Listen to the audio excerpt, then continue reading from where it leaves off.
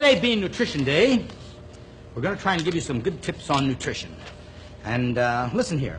Said, "Dear Jack, I am one of your regular viewers and wouldn't miss a single one of your programs." Thank you. Jack, on many occasions you mention eating natural foods and also advise us to stay away from processed foods. You also stress the importance of balancing and combining our meals properly. Sometime on one of your programs would appreciate it if you would give us some sample menus. Most sincerely, Mrs. N. M. and family. Well, I guess a lot of people would call me kind of crackpot or something, or a fanatic maybe on diet, but I'm really not. I consider myself a scientific nutritionist, trying to get you to eat the proper foods for beauty and for good health. It's just that simple. We know that everything we put in this body of ours, all the food we put in this body is going to do what?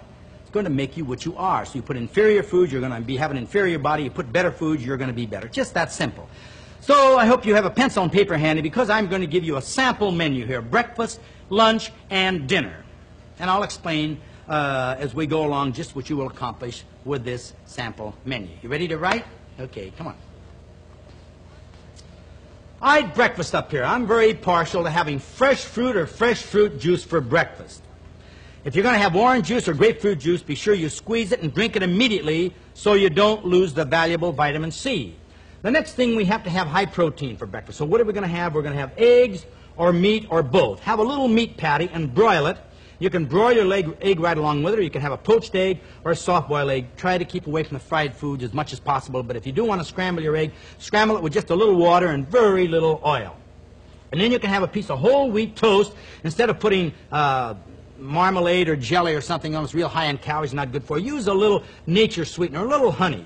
Then if you're going to have your coffee, that's okay. Take it black, or you can have a glass of skim milk. That's your breakfast.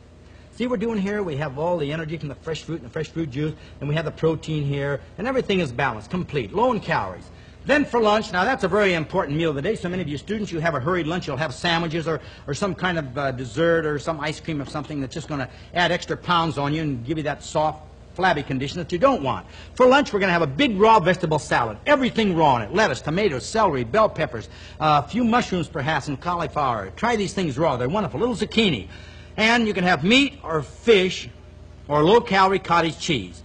And for the salad dressing, you can get some wonderful low-calorie salad dressings at your health food store, or some of the big supermarkets have them, or else you can make your own salad dressing with a little olive oil, very little oil, with a little lemon juice, and season it with garlic or onion powder. Now for dinner, have a big raw vegetable salad just like we did for lunch.